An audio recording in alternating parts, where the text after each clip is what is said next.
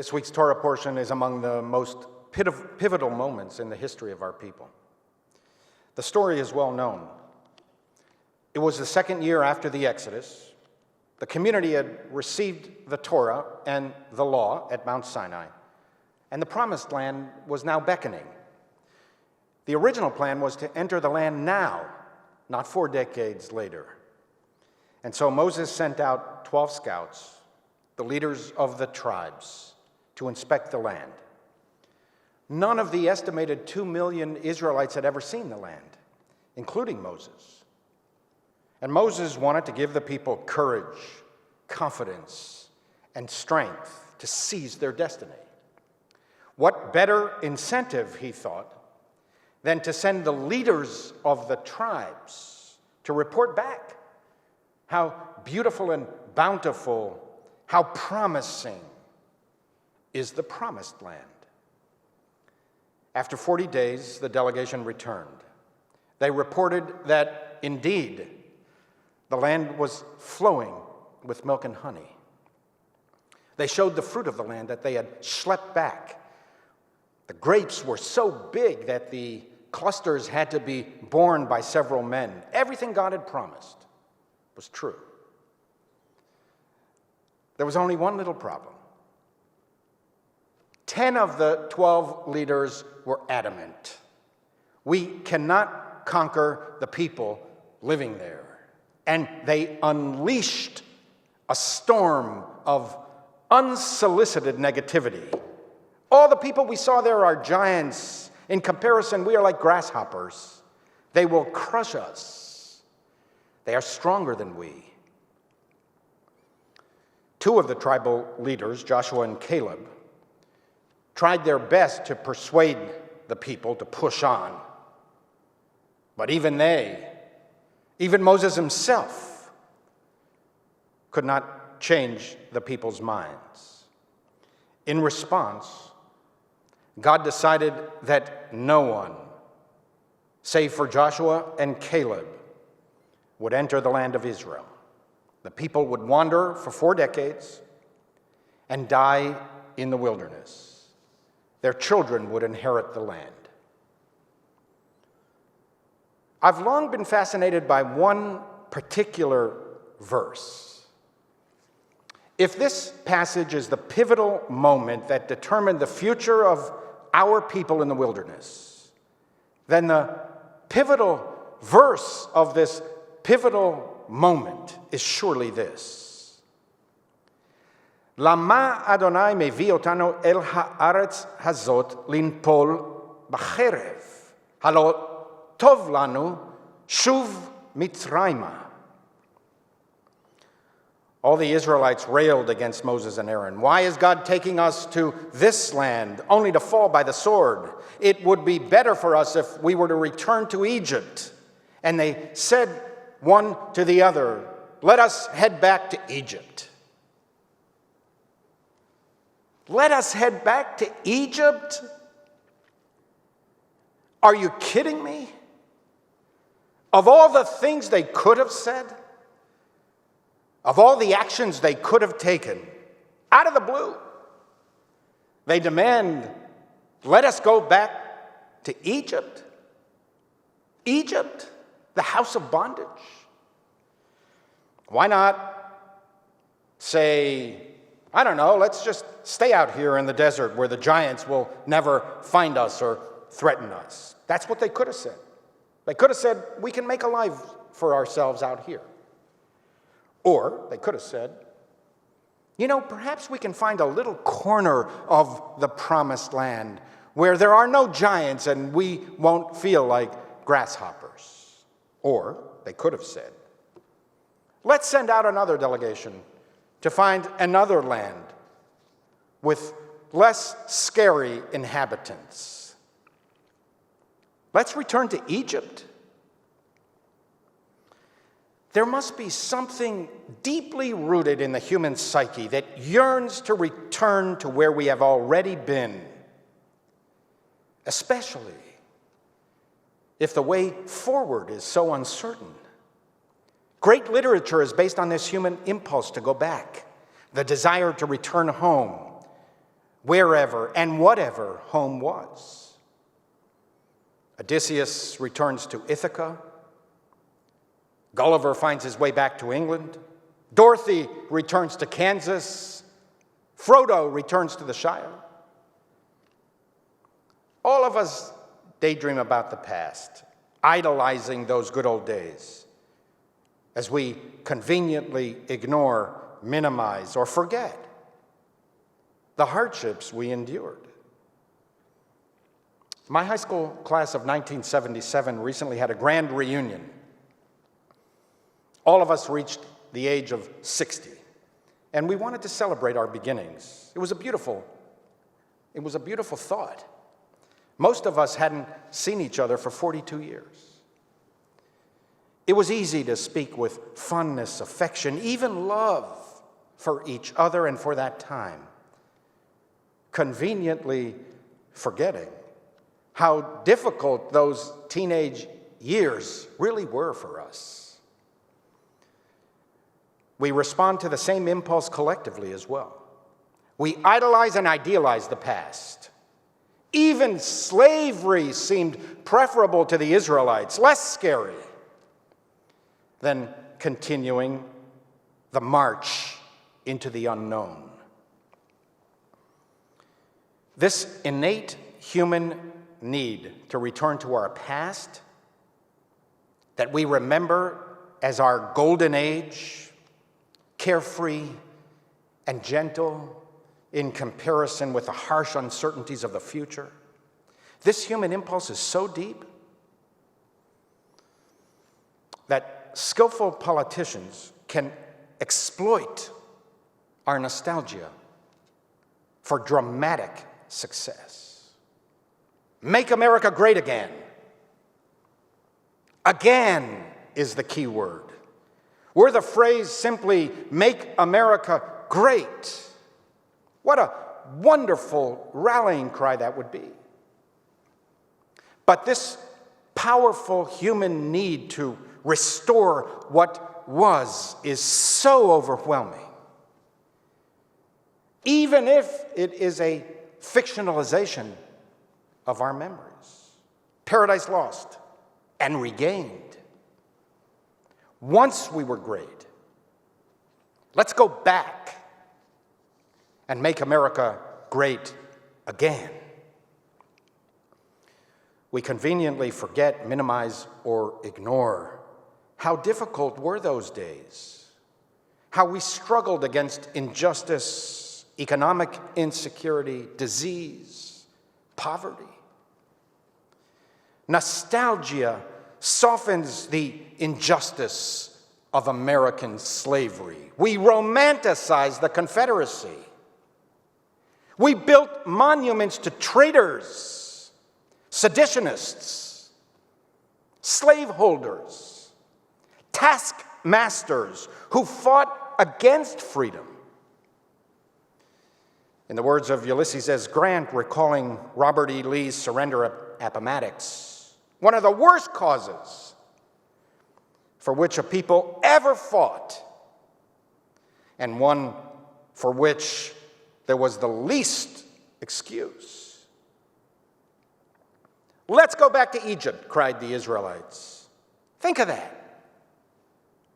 The slavery that they knew was less terrifying than the unknown journey forward.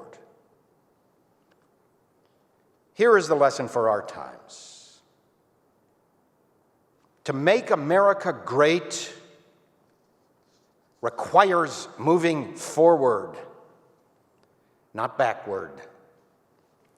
Freedom, that soaring principle that the Jews first introduced to the Western world. Freedom for all, including the lowest of human beings, including slaves. Freedom for the slave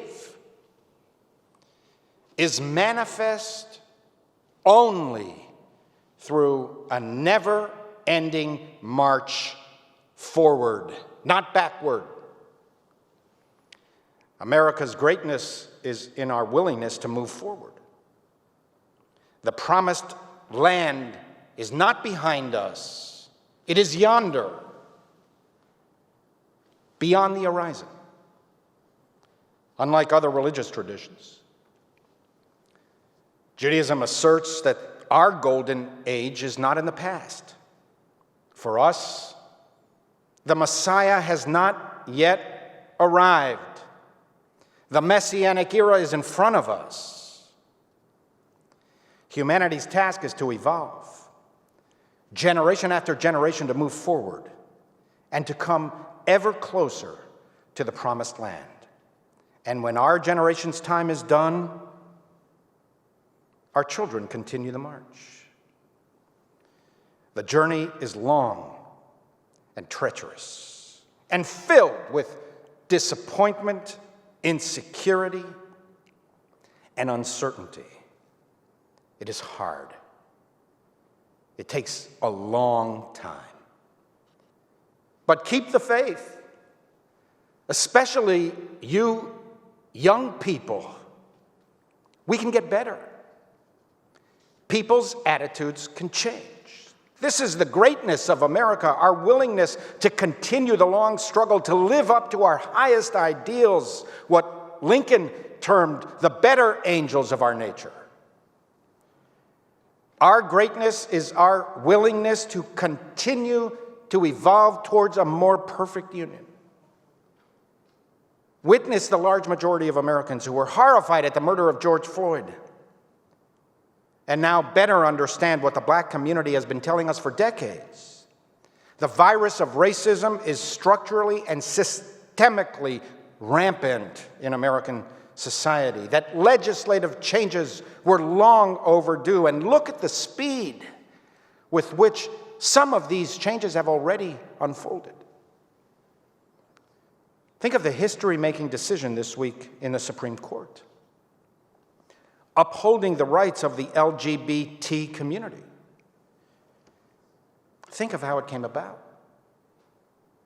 The decision was written by a conservative justice, supported by a conservative Chief Justice, whose conservative views compelled them towards a contemporary interpretation of a 56-year-old Civil Rights Act that the 1960s legislators could have never imagined in their wildest dreams. I suppose that you can make the argument that Justice Gorsuch was simply applying his textualism jurisprudence to the text of the civil rights law. But that would be an injustice to a half-century of struggle of the LGBT community, which eventually forced society to accept a new understanding of sex and sexuality, discrimination, and constitutionally protected rights. A judge with Justice Gorsuch's jurisprudence would have never written this decision 50 years ago. Today's conservative justices were responding to cultural and political dynamics built up over decades. Do we want to return to those days? Is that what they mean when they tell us, "Make America great again"? On the question of sexual identity and constitutional protection, America is far greater now than it used to be. On the issue of LGBT rights, America is far greater now than it was 50 years ago. Keep hope alive. Change the culture, and the laws will follow. Change attitudes, and politics will comply. Eventually, a new generation will arise, children who are not beholden to their parents' desire to return to a less promising landscape. They will march ever forward to freedom, to the promised land. Nelson Mandela entitled his autobiography, "Long Walk to Freedom." In it, he wrote, There is no easy walk to freedom anywhere. And many of us will have to pass through the valley of the shadow of death again and again before we reach the mountaintop of our desires. I have long walked that long road to freedom. I have tried not to falter.